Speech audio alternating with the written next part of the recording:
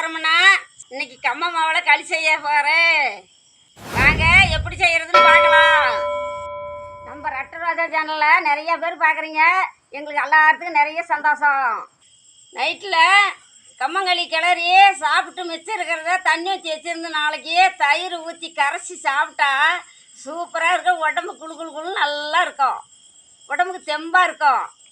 கம்மங்களி கரைச்சி குடித்தாக்கா மத்தியானத்தில் நல்லா சூப்பராக இருக்கும். உடம்புக்கு இன்னும் நல்லது. கைக்கெல்லாம் தெம்பாக இருக்கும். சின்ன பிள்ளைங்களுக்கு நல்லா கரைச்சி கொடுத்து நல்லா பழக்கம் குடிக்க வைச்சா தான் நல்லா குடிக்கும். அதே பழக்கம் வரும். பெருசானாக்கா குடிக்க மாட்டாங்க. இப்போ சின்ன குழந்தைங்கள்லேருந்து கொடுக்கணும். அதே மாதிரி குழந்தைங்களும் ஆரோக்கியமாக நல்லா இருப்பாங்க. குழந்தைங்க அதே மாதிரி தட்டமாக நல்லா ஊட்டமாக வருவாங்க சாப்பிட வச்சிங்கன்னா. நாங்கள் செய்கிற மாதிரியே நீங்களும் பார்த்துட்டு செய்யுங்க. அடுப்பத்தை தட்டி வை. உழை வைக்கிறேன்.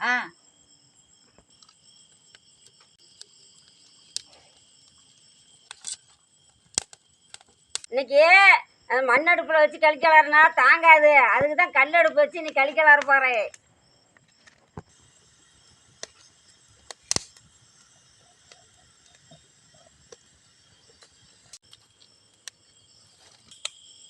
தண்ணி நல்லா உலகாயிட்டும். சரி பாவா.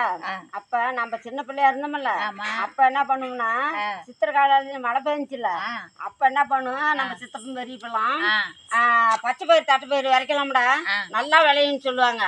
அப்ப வரைச்சா எப்பப்பா வருமுன்னா சித்திரையில வரைச்சா சித்திரை ஒன்று வையாச்சுட்டு ஆணி மூணு ஆடி மாசம்லாம் அருமையா விளைஞ்சு போயிருமாயா அப்படின்னு சொல்லுவாங்க நம்ம அப்பெல்லாம். அப்ப என்ன பண்ணுவாங்க பச்சை தட்டைக்காய் காட்டுல நிறைய காய்ச்சி கிடக்கும். பொறிச்சுக்கிட்டு வந்து பச்சை தட்டைக்கொட்டையை உளிச்சு கடைஞ்சி களிக்கலாருன்னா அவ்வளவு நல்லா இருக்கும். சாப்பிட்டோம். பச்சை பயிர் விளைஞ்சு கிடக்கும். பொறிச்சுக்கிட்டு வந்து அடிச்சு 4 மூட்டை 5 மூட்டை தைச்சு போடுவோம். இப்ப மழையே சரியா பெய்ய மாட்டேங்குது. இப்ப என்ன பண்ணுவாங்க ஆடி பட்டம் தேடி வரையின்னு இப்ப ஒரு பட்டம் விரைப்பாங்க. இப்ப விரைச்சோம்னா இது வந்து ஆடி ஆவணி புரட்டாசி ஐப்பசில அருமையா பச்சை பயிர் தட்டைக்காயும் காய்ச்சி போயிடும். அதை பொறிக்க அடிச்சா அவ்வளவு அளமா பச்சை பயிர் விளைஞ்சு போயிடும். தட்டை பயிர் விளைஞ்சு போயிடும். பொறிச்சு கொட்டுறதுக்கு இடம் இருக்காது. முடியாது. மழை பெய்யும். அப்ப அடிக்கிறதுக்கு கூட முடியாது. அடிக்கிறதுக்கு கூட முடியாது கிடக்கும். இப்ப மழையே சரியா பெய்ய மாட்டேங்குது. எங்க விரைக்கிறது? இப்ப விரைக்கிறது கூட ஈரமட்டல. ஆளு வச்சு வெள்ளாம இல்ல. 18 பட்டம் நெல்லு நாத்துடுவாங்க. போய் ஒரு கோயில்ல வாக்கு வச்சு கேட்பாங்க. அந்த சாமி வாக்கு சொல்லி பிடிச்சனா வந்து நெல் நாத்து விட்டா பயிர் வந்து 22 நாள்ல பயிர் வந்துடும். அது வந்து புரட்டாசிக்குள்ள பயத்தை பிடிங்கி நெட்டுப்பிடுவாங்க.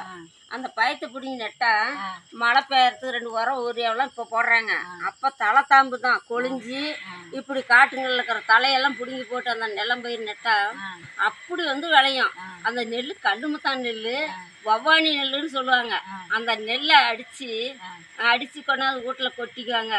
வேவிச்சு போட்டு அரைக்கிறதுக்கு கூட நேரம் கிடைக்காது. பச்சை நெல்லை கொண்டு போய் அரைச்சிக்கிட்டு வந்து அந்த சோத்தை ஆக்கணும். சாப்பிட சாப்பிட இன்னும் கொஞ்சம் சாப்பிட்டா வச்சுட்டு இருக்கோம். வெண்ணெய் மாதிரி இருக்கும். அதுக்கு என்ன பண்ணுவாங்க இந்த கொள்ளு வேக போட்டு அந்த சட்னி ஆட்டி விட்டா அது வந்து குழம்பா குழன்னு ஆட்டி தாளிச்சு போடுவோம். அது சாப்பிட சாப்பிட அவ்வளோ ருசியா இருக்கும். கல்லுமுத்தான் நெல்லுங்கிறது இட்லிக்கு ஆகும். ஒவ்வொரு நெல் சாப்பாட்டுக்கு அவ்வளோ சூப்பராக இருக்கும். பாவா அந்த நெல்லை அரைச்சிட்டு வந்து அரிசியை பார்த்தா அப்படி பழன்னு இருக்கும். அதை சாப்பிட்டா அவ்வளோ ருசியாக டேஸ்ட்டாக இருந்துச்சு. இப்போ எங்கே அந்த மாதிரி இருக்குது? எல்லாம் இந்த உரம் ஊரியா போட்டு ஒன்றுமே நல்லா சப்புன்னு கிடக்குது. அது எதுவுமே எல்லாம் மழையும் இல்லை ஒன்றும் இல்லைப்பா. நெல் 6 நட்டாங்க அதிகமாக. அந்த காலத்தில் அப்படி 6 மாதம் ஒவ்வானி நெல் நட்டா. அதுதான் 3 மாதம் நெல் நட்டாங்களே. அதுதான் கொழிஞ்சு போட்டு நட்டா தான் அப்படி விளையும். இப்போ எங்கே கொழிஞ்சே போட்டு நெல்லை இப்போ இந்த சோத்தை சொன்னால் சப்புனுக்குது. அப்போ காட்டில் இப்படி பச்சை பயிர் தட்டை பயிர் விளைஞ்சதுன்னா அதை பேசிகிட்டு இருந்தோம். உங்களுக்கு போர் அடிக்குதுன்னு வீடியோவை தள்ளி விட்டுறாதீங்க. 10 நிமிஷம் ஆயிடுச்சு. நல்லா கொதிக்குது பாருங்க. தண்ணி ஒரு 3/4 லிட்டர் மொண்டு போட்டு தாங்க மாவு கொட்டணும். இது களி கிளறி இந்த தண்ணி ஊற்றணும். தண்ணி மொண்டு எடுக்கல கை சுட்டுப்பட போகுது. பார்த்து மொண்டு எடுங்க. அதம்மா கை சுட்டுக்காதீங்க. 1 கிலோ கம்ம மாவுக்கு 1/4 கிலோ ஆரி மாவு கலந்துக்கலாம். கலந்து கொட்டி கடிக்கலன்னா கட்டி விழுவாத வருங்க. அதுக்கு தான் ஆரி மாவு கலக்கிறது. ஆரி மாவு முதல்ல கொட்டிக்கலாங்க. 2வது கம்மாவு போட்டுக்கலாம்.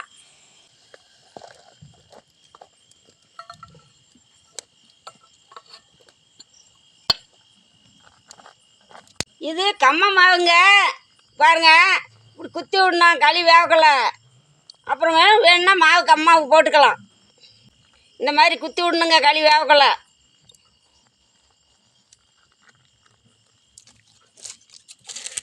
பாருங்க நல்லா கொதி வருது.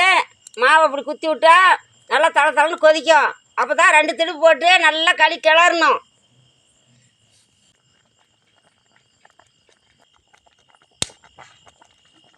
களிக்காவை வச்சு தான் கிளறுவோம். நீங்களும் இந்த மாதிரி களிக்காவை வச்சு கிளறுங்க. பக்கத்தில் கை நிலைக்க தண்ணி வச்சுங்க. பாருங்க எப்படி களி கிளறன்னு.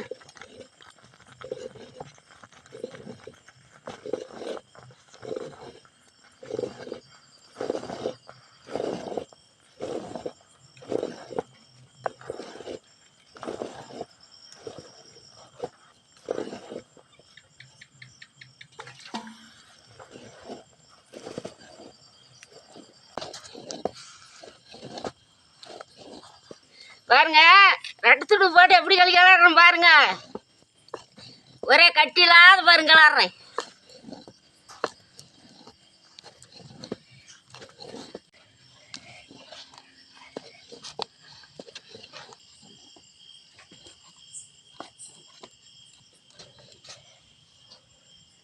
முன்ன மண் வச்ச சுடு தண்ணியை பாருங்க ஊத்துற பாருங்க.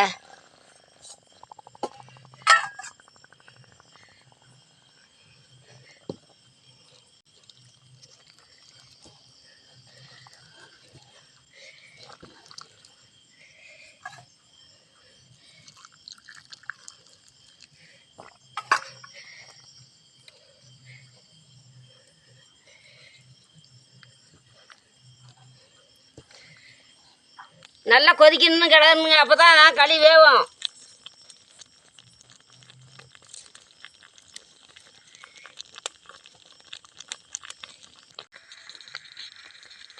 பாருங்க களி கொதிச்சிருச்சு. கிளறணும் பாருங்க.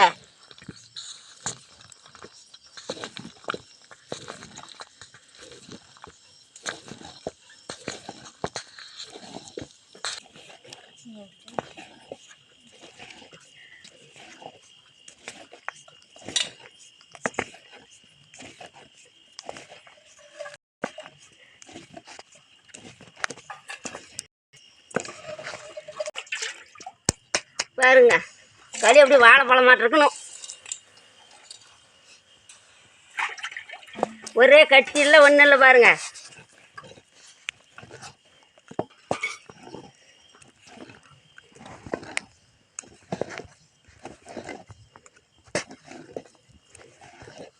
பாருங்க களி ரெடி ஆச்சு. இறக்க போகிறேன். களி இறக்கி வச்சு ஒரு திடுப்பை விழிச்சு இப்படி எடுத்து போடணுங்க. இந்த பாருங்க இங்கே கூட எடுக்கிறேன். கை நடிச்சிக்கிட்டு ஒரு திடுப்பை வலிச்சு போடணும்.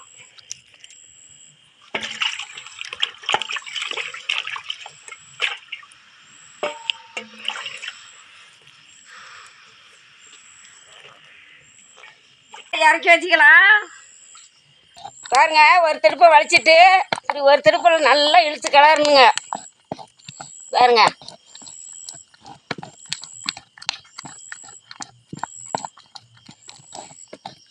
இப்படி இழுத்து கிளறினா தான் களி இலக்கமாக இருக்கும்.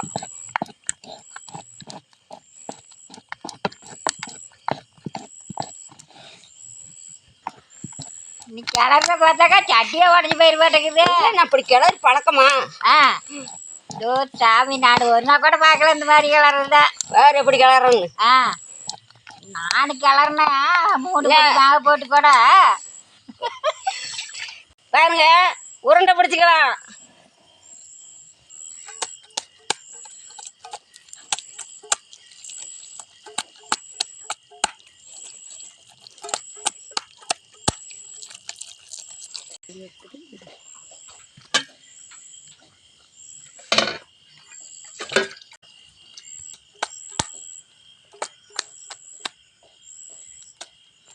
இது பண்ணு.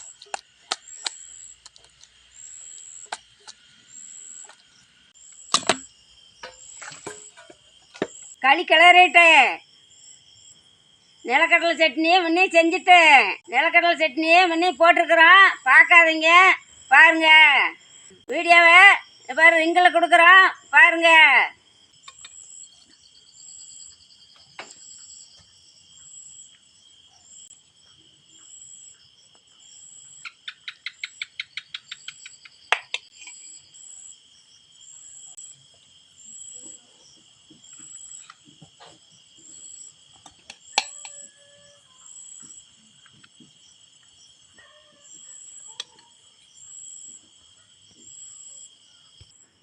சாப்பிட்டு பார்த்துட்டு எப்படி இருக்குன்னு சொல்கிறேன்.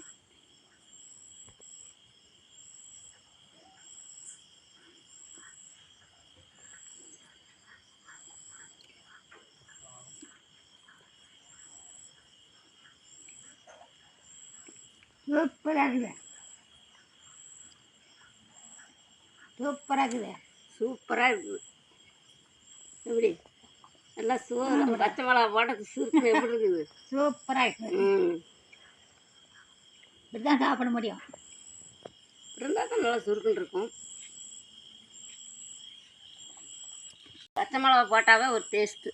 ஆமாம், சின்ன குழந்தைங்களுக்கு இப்படி தான் கொடுக்கணும். ஆரோக்கியமாக சாப்பிடுவாங்க. சிறுசுல இருந்தே பழக்கினா தான் பிள்ளைங்க சாப்பிட்டு பழகும்.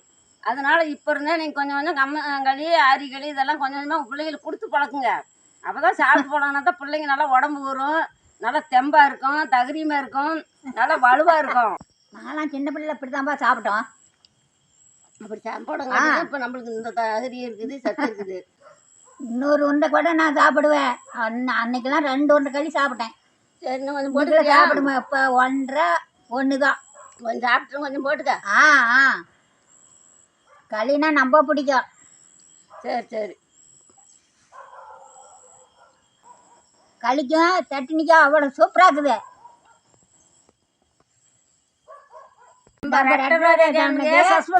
பண்ணுவேனுங்க. இந்த வீடியோ பிடிச்சிருந்தா லைக் பண்ணுங்க, ஷேர் பண்ணுங்க. அடுத்த வீடியோவில் பார்க்கலாம். பாய்.